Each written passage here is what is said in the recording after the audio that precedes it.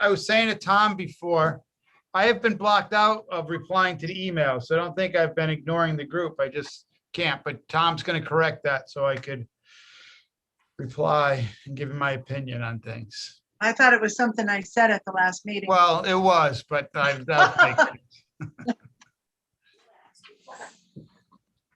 So we're in quite a heat wave. We are now streaming our gathering live. So I'll call the meeting to order here. Unfortunately, technical delays. We are late for 1 o'clock. It's 7:17. So call the meeting to order with our Pledge of Allegiance. So your nearest flag. I pledge allegiance to the flag of the United States of America and to the republic for which it stands, one nation, under God, indivisible, with liberty and justice for all. Okay, so entertain a motion to approve the minutes from our June 2nd meeting. I'll make a motion. I'll second. That motion is made by Ed McCreary, seconded by Sherry. Any discussion? I caught that. All in favor?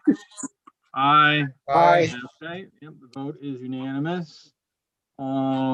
Teresa may join us shortly once she gets home, so I will pass over her item on the agenda.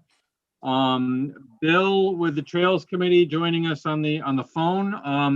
You want to give us an update on the Trails Committee status on the barn? Bill, are you there? You want to give us an update on the barn and other trails items?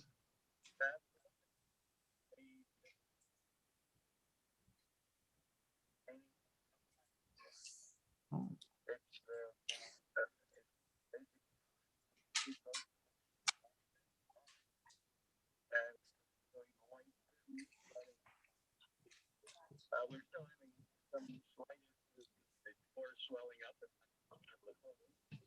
and the manager is supposed to be there tomorrow to examine the issues and hopefully fix them, or at least get a plan to fix them. The cupola is, for all intents and purposes, stained, and we still got another coat or two, but I mean, it's waiting, of course, for the weather vane, which Jim Tate says the guy promised to have it in July. So here it is, July. Yep.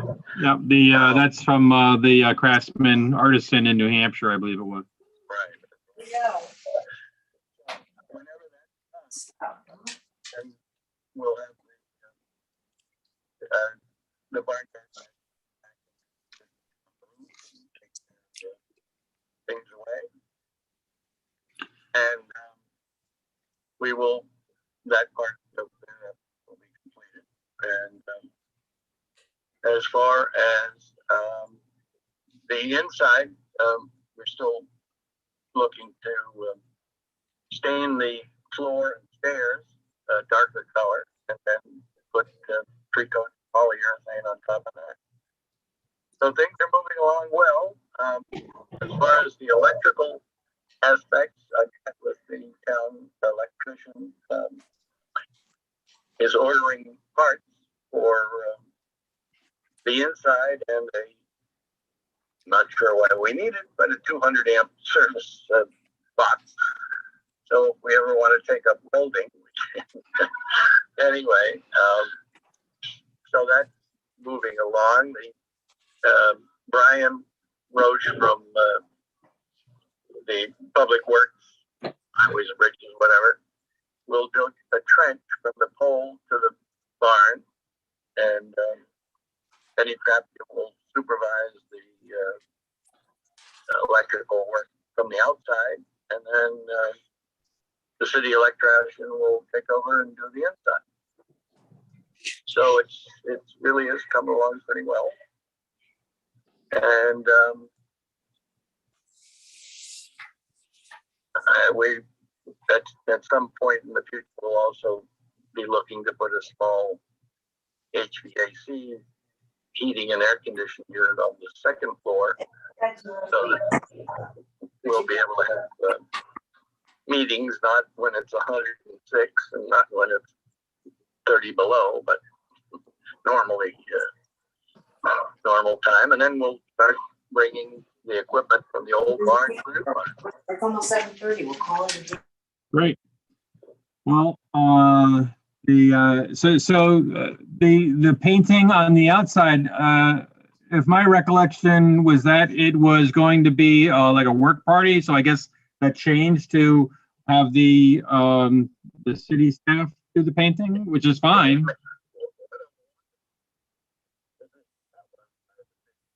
Good.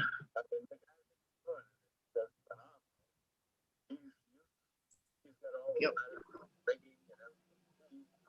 We would have been like fish out of water. So really, I think strongly advise and send it to Skype.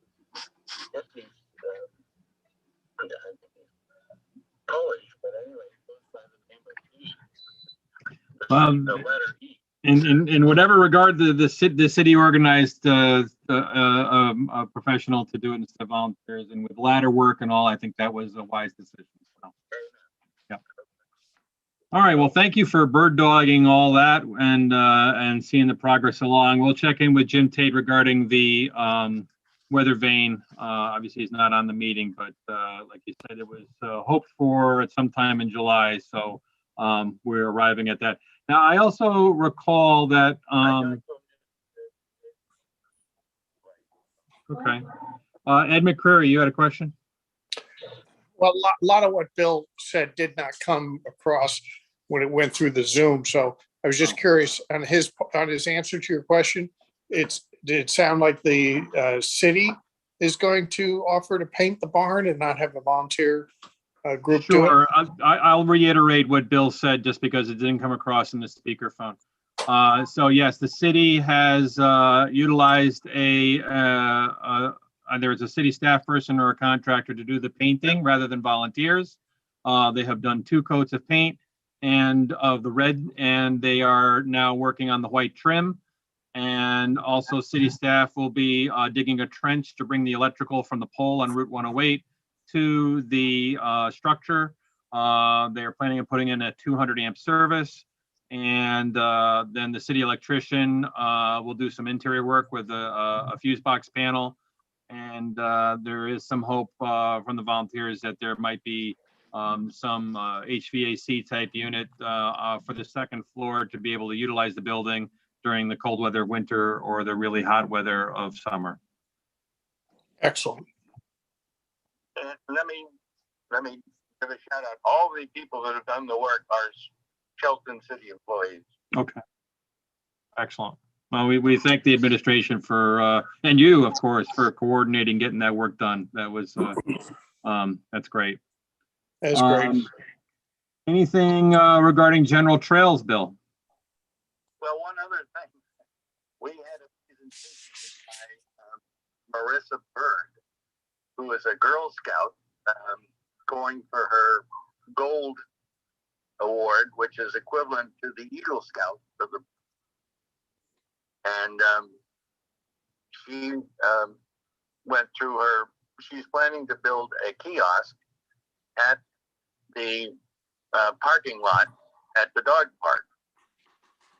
So it'll be between the road and the parking lot, several boulders up, if you will. So, and she was at the end of Walnut Street, along with Teresa and I, preparing to make the presentation to the Conservation Commission. But obviously that didn't work out. So apologies on that. Do either of you have her contact information if she maybe can participate via Zoom? I'm assuming she's a high school aged Girl Scout. Oh yeah, senior at Shelton High. And I think given her effort to get there, nobody being there other than Teresa and I, because we didn't get the message because we were at the trails meeting. It's basically she has some support from people who've built kiosks before. And so I think it's So we have a, reason. we have a design standard for our kiosks, and there is no kiosk at that location right now. Is that correct?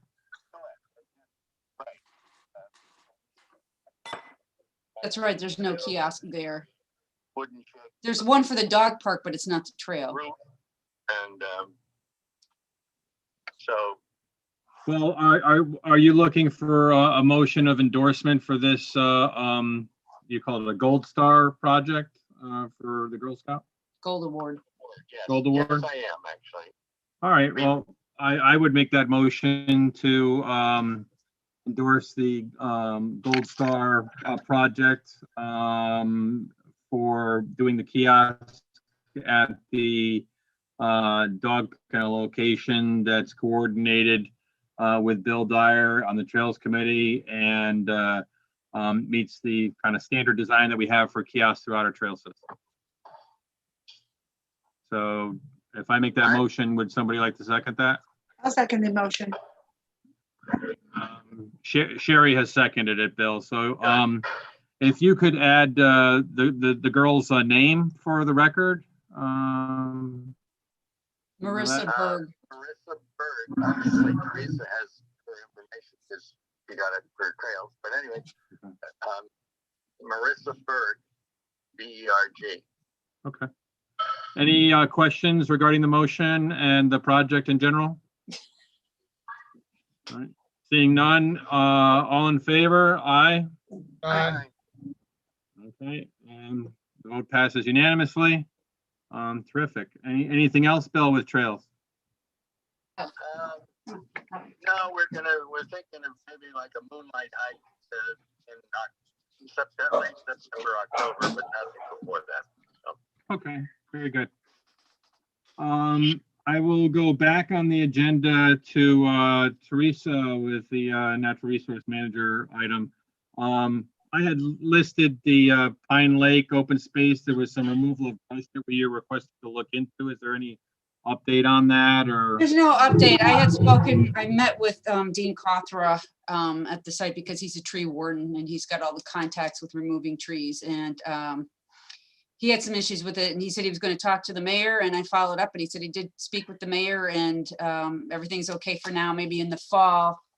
It can't even begin to remove some of that stuff right now. You can't even see what's in there right now Okay. because of the vegetation.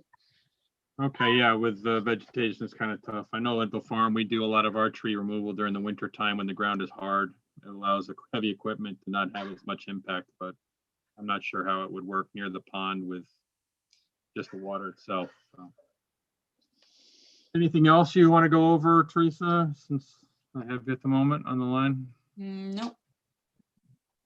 Okay. The next thing we had Shelton Canal Locks. Ed McCreary, any update regarding the SCDC's activity down on Canal Street near the area of the locks? I think I previously reported that we had a meeting with the mayor and a subcommittee of the Shelton Economic Development Commission, and the mayor's sort of, guidance was, focus on the canal locks and the immediately surrounding area. And with respect to what might be needed to extend the rec path along the riverfront, the Riverwalk up to that point will be entertained as elements of discussions with the developers as they come forward for those remaining parcels to the south of the canal locks. So based on that, they're actually putting together an RFP at this point to solicit proposals from engineering firms to come up with a sort of sequencing plan. I know Mr. Tate had an opportunity about a week ago before. I think he had a death in the family. That's why he can't be with us tonight. He was going to have some input into that before it goes out the door. Okay. Slow progress. Yeah, it says slow progress. That's okay. That's baby steps.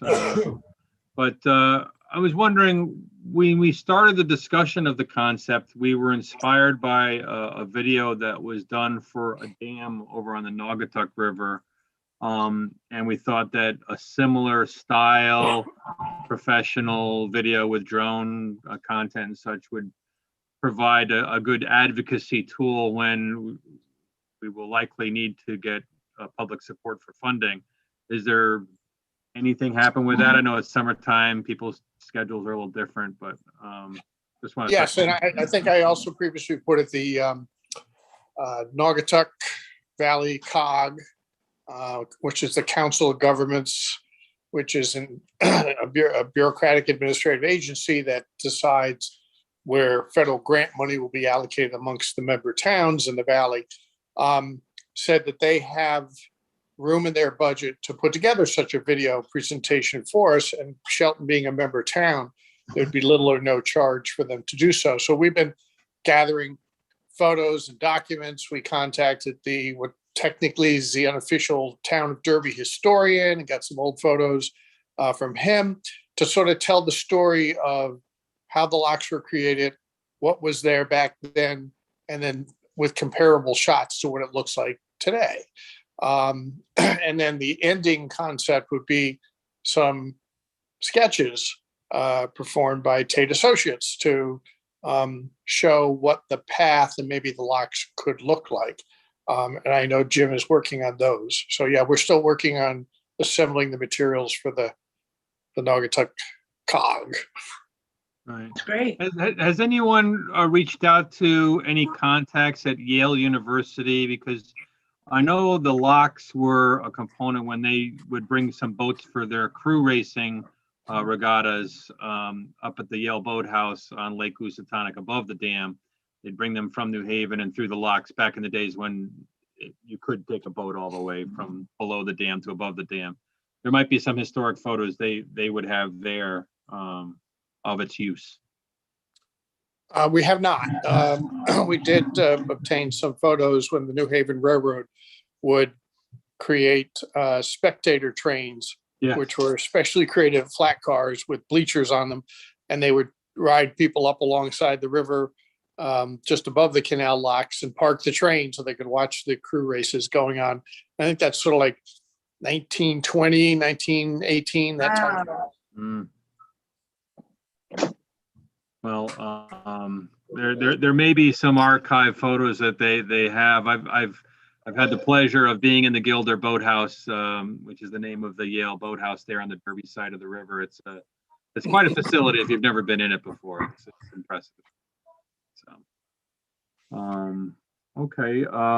Thank you for that update. I do not believe there are any planning and zoning applications that they're looking for any input from conservation on. Teresa, have you heard otherwise? No, I have not. Okay. We were going to walk the Moss property, but obviously with the weather, I decided not to. Do we want to have any discussion of? I shared some drawings via our agenda of the region. The one thing that drew me curious, Teresa, which you shared it to us, was the as-built for the historic landfill, because I have walked the site and there is an area that's got some chain link fence around it. I didn't know if there's any land use restrictions, any kind of LUR that's on the property. I don't know the specifics of that project, but I imagine there must be. Do we know what the contaminants or the fill was there that was resolved? No. I do not. No.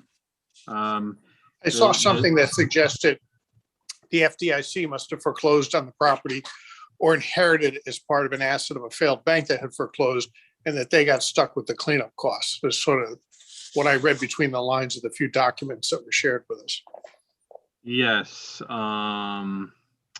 that is correct. Let me share my screen and I'll pull up the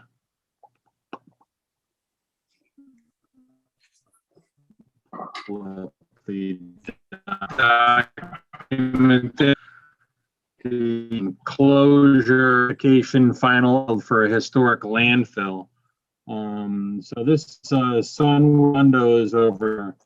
So it is the portion of the property that's on the most, I guess, is that the west?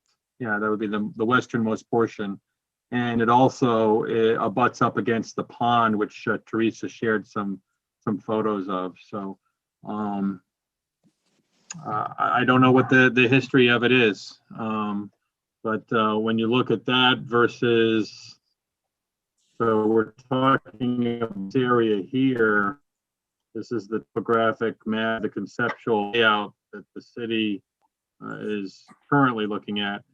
So it's this area down here that I'm kind of circling with my cursor. Can everybody see that?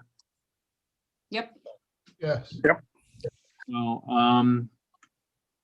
I would assume that given it's you know, in wetlands, pond and areas, that there's some you know, setbacks from any disturbance in any regard, but I don't know what land use may exist because of its prior contamination. But if the prior contamination has been remediated and they have a closure of the landfill, I'm just not familiar with what flexibility the city has in seeing the development of the general area of the former landfill. And just for everybody's benefit, this line here that comes up and then like a little cul-de-sac, this has been on the city maps for quite some time since it acquired the Moss property. It's just a generalization of how the parcel might be accessed for development. But with this map, instead of coming straight through this property here as a proposed road, they have it shown in yellow. And while this shows it coming to here, there is another map that shows it just as a cul-de-sac. So I don't know if the city's plans are to link this all the way to the Nels Rock Route 108 intersection by the dog park. I know former city engineer Bob Kulatz had done an engineered drawing for the intersection of how that would work out, make a T intersection there. There are plans for that, but I don't think they're going to be actually constructed for some time, but there are actual plans for it. Yeah, I mean, it's honestly beyond the purview of what conservation is here to talk about, but I had read some minutes that they were looking to obtain assistance towards this with some of this transportation infrastructure funds, and that would come from trying to provide better connectivity and reduction of other traffic congestion in town, which would mean you'd want to build it all the way through. So not sure how that's being pursued or not. But, Barn with the mayor, that map was there, and I asked him about why is it a dead-end cul-de-sac, and he said, "Oh, that's just for the purpose of getting approval for this project, but under no circumstances would we ever not connect North Constitution with Bridgeport Avenue." yeah, I think it's been on our records or the city's records for a long time as a goal to provide ease of congestion for traffic that routes towards Huntington Center. So and for, you know, access from police forces to get down to the Route 8 area. I mean, Bill, you know as well as I, when you're playing golf at Highland Golf Club, how many times an ambulance from Echo Hose has to race down Perry Hill Road with its twisty, windy, steep. You know, there's some opportunities to get to an event on that Route 8 Bridgeport Avenue corridor quicker if this were routed through here. So. But from an environmental perspective, I mean, I do have to say, although we're Conservation Commission and, you know, we act as the environmental consciousness for the community, I think we all recognize that this property has been land banked for future economic development, and it's not going to be open space. It's been transitory open space, as we have termed it.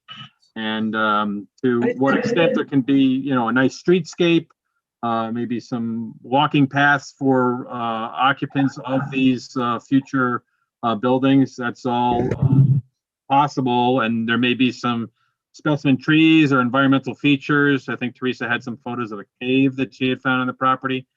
those kind of things can be highlighted to be worked around or preserved or featured as environmental features in the site. But the property will have an economic development subdivided aspect to it. It's, just so that we're all on the same page in regards to that.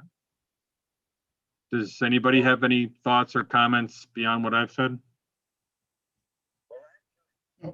How large are those bodies of water? Old Teresa and I showed up at the end of Walnut because we basically got there and there was a green wall of vegetation that was a foot high, but several feet high that we would have had to try to walk through. So it was just as well that nobody, we didn't really show up there to any watching because we couldn't have. So. Right. I gotta say, at this time of year, things have grown so quickly. You're likely right. Well, you were there, but I was out there in I don't know if it was March or April, and it was relatively easy to get around. The only times I've been there is winter. Sherry, you had something you were about to say? I was curious how big those little bodies of water are. They're one looks like a little pond, but is that a large stream to a larger body, or is it really just tiny? They're all pretty small. Yeah. Yeah, this is nothing of like a Hope Lake or Pine Lake or anything like that. It's not of that size nature.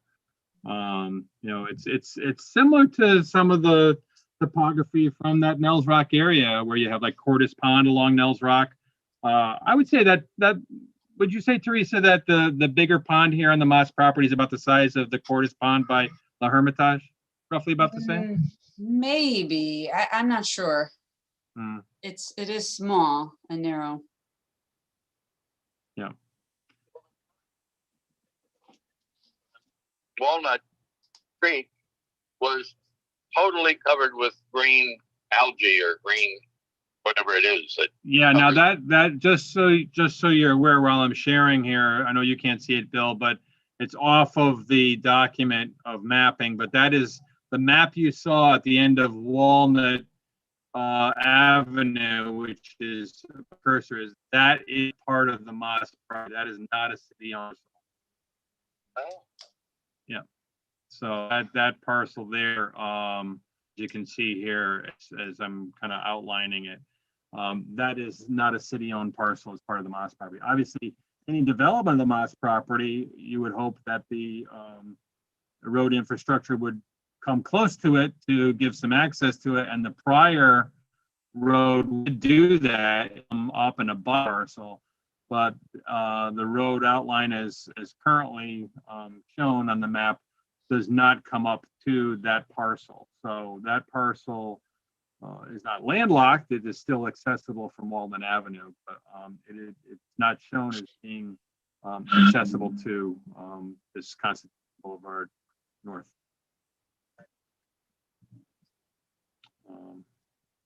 All right, well, with that, I'll stop sharing my screen and move on to, I guess, comments by members. I'll go first. I'm looking forward to eventually seeing a fireworks display with the weather keeps delaying it for Shelton and Derby combined display. So if you hadn't heard, it was delayed from last weekend till tomorrow night, but they have delayed it from tomorrow night, not until Friday, but to a date yet to be announced. So I heard it might be Saturday, but I can't verify that. yeah, I had seen the same thing. Roberta Reynolds, who's Dave Zamba's wife, and he's on the Parks and Rec and helps organize all the concerts. So she had posted on one of the Facebook groups that it would be on Saturday. So that's unofficial, but yeah, it was shown as being for tomorrow with a rain date of Friday, but they have preemptively canceled it for tomorrow and are not committing to the Friday rain date. Because we might get a hurricane. Yeah, it's we've got some inclement weather coming, so just in time for concerts at the winery on Fridays. Yeah. Can't get those off the ground without Mother Nature. And since I have the floor, I'll say we just finished strawberry season today with blasts of strawberry. And if you have not been to the White Hills Distillery and you like strawberries with vodka, I think they only have about 10 or 12 bottles left. So, Yeah, they're having their grand opening, right? yeah, later in the month, they'll have a grand opening. They'll go all day. They'll have a food truck and stuff. Dan is doing some infused vodkas. He'll be doing a blueberry vodka with some of our blueberries. We're doing a watermelon vodka and a cucumber and mint vodka featuring Stone Gardens product. Really cool. Really excited for him. He's done some really great stuff. Partnered, I don't know if you saw, there was an article in the Herald. He's partnered with Voracious Brewing over in Monroe to do the start off of some of their brews with Connecticut. I hope I hope it's successful. Yeah, I really hope so too. He's put a lot into it. It's, if you haven't been there, it's a nice little afternoon trip to experience. Since I'm going Brady Bunch circle clockwise, Teresa, you're next in my boxes. Do you have anything to add? I do not. Ed McCreary, Nothing more to add. Sherry. I'm just missing our meetings when we used to bring all the reaps of our fruit and, Yeah, I miss it. Guy Beardsley and his black garlic and, Phil Dyer with the snap peas, the snappies, you with the strawberries. Where's the Teresa next and Jerry. meeting gonna be? Well, hopefully we can meet in person. I'm hoping that City Hall is open at The later sidewalk? hours now. So Well, we can maybe do the site walk, yeah. I actually won't be here for the August meeting. I just realized that we'll be in Kentucky. Uh-huh. Kentucky. Looking forward to seeing what it's say like. we meet in Kentucky. Mm. Yeah. When we're virtual, Cherry, I expect you to be at our meetings. Come on. No pressure. No excuse. I'll be at the horse races. Yeah. Oh, Tom Wilson, anything to add? No, well, I guess just to say to the whole group, as I said to you earlier, I haven't been avoiding the emails. I just have not been accepted into the group. So I guess Tom's going to correct that for me. oh, So I'll be able to chime in. I haven't been ignoring you guys.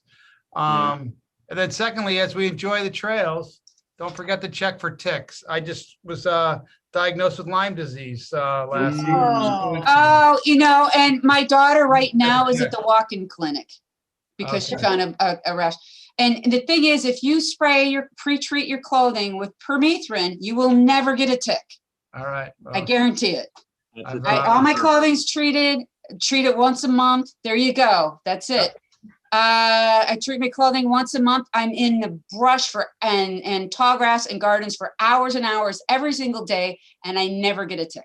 Oh, And there you you didn't go. give it to your daughter? She was out, she had a job over the summer doing wood frog research. So they were out looking for Oh. ponds, trying to get tadpoles. She was in all this brush, and I kept telling her to put the permethrin on, but I don't think she did. Now she's got a bullseye rash. I have it, and it's like in our medicine thing, and I forget to, like, we're hiking, and then I'll be like, darn it. But Tom, I'm sorry to hear that. I hope you, are you on an antibiotic? Yeah. So now I gotta stay out of the sun. I had headaches for about a month, Yep. and I finally, figured they'd go away, and they didn't. And then sure enough. That's all, really? It was just a headache? That's all? No bullseye? No? No, I've had the bullseye, in the past, but no, this time nothing. Hmm. But he just said because of my history of, and what I like to do, he put. You Lyme could disease miss under that. You could Yeah. miss You not, and that. you did, and yeah, right. Only 40% of the people get the Right. bullseye. Yeah, I'll say that, I'm working on the farm day in, day out. This is the first year that I have found ticks on me. Really? Yeah, so I don't know if you could say I was lucky in the past or it's just gotten worse this year, but Yeah, ticks are the only thing that gives me the heebie-jeebies. So. I've had zero, and I backpacked that whole New England trail, didn't have a single tick on me. Do you Zero spray your ticks, hat, one bear. Zero, one bear. Yeah, Do you one- spray your hat, Teresa? Huh? Do you spray your hat? I do. I spray my hat, I spray my backpack, my boots, my Because that's what I shorts. my get afraid shoes. of, the hair, like if I didn't, I'd never Because find it. Once it dry, it's not like DEET, so it's not oily, it doesn't come off. And it helps with the black flies and the deer flies and stuff too. Oh, well, that's interesting. I know you've been an advocate of that for quite some time, so. Absolutely. Bill Dyer, do you have anything that you want to add to the group? Not that we You can must hear. be into blueberries by now. Yeah, we did have some blueberries. They were a little bit scattered, so that was 2.5 weeks ago. And we would pick them for guests to be able to purchase at the winery while they're enjoying wine. But we did have a couple days this past week. So tomorrow we're full bore into blueberries from now on. So tomorrow's the official opening for blueberries? So many, I lifted the screens to let Thursday. Somebody might as well get them because I can't find anybody who wants to pick them. Anyway, Well, yeah, blueberries. If you've got blueberries on your bush outside the back door, pick them and preserve them, freeze them. Nothing better than blueberry pancakes in the middle of January. Come on, only so many you can use. I agree. And it's interesting you say that. We find that about, especially during blueberry season, about 30% of the guests are picking for somebody else. It might be an elder person that can't get out and pick for themselves because it's hot, or they're picking for a friend who's ill or something. It's just interesting that we find about 30% of the harvesting by guests during blueberry season is picking for somebody else. Nice. Yeah. That's great. All right. Well, with nothing else on our agenda, we stand adjourned. So. Good night. Have a nice summer. Get well, Tom. Thanks, Ed. Yes. Take care, everybody.